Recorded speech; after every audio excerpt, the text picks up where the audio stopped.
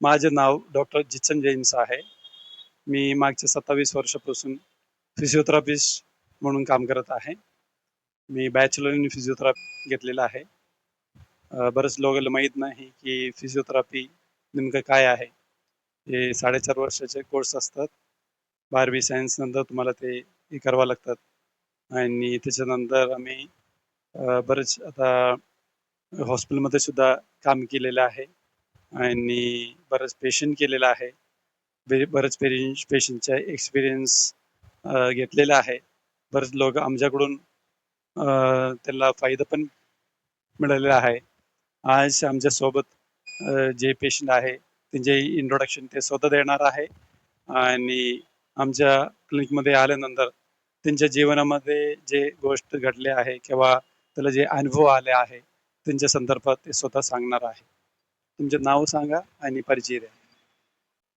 माझे नाव मारुती सोमा भांगरे.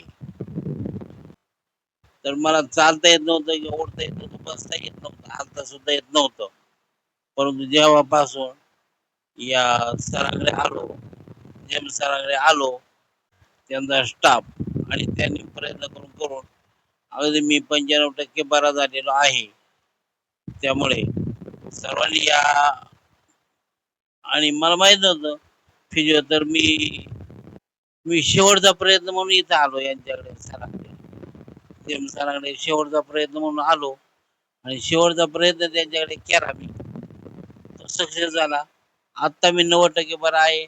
आता मी स्वतः उठतो. पूर्वी माझे दोन्ही मुलं मला इथं घेऊन यायचे या क्लिनिक मध्ये, इथं उपचार करायचे आणि घरी घेऊन जायचे. आता मी एकटा गाडीवर बसून येऊ शकतो आणि सर म्हटले की मी काही करत नाही, देव करतो. त्यावेळी मला वाटतं मी योग्य ठिकाणी आलेलो आहे आणि करून अजिबात अहंकार नाही, काय नाही. त्यांना स्टाफ घडवलेला आहे त्यांनी.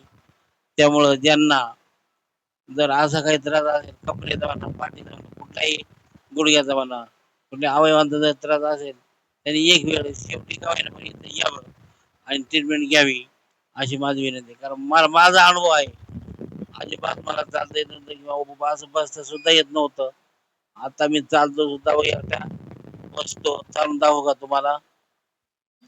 एकदा तुम्ही उभा राहा आणि एकदा चालून दाखवा.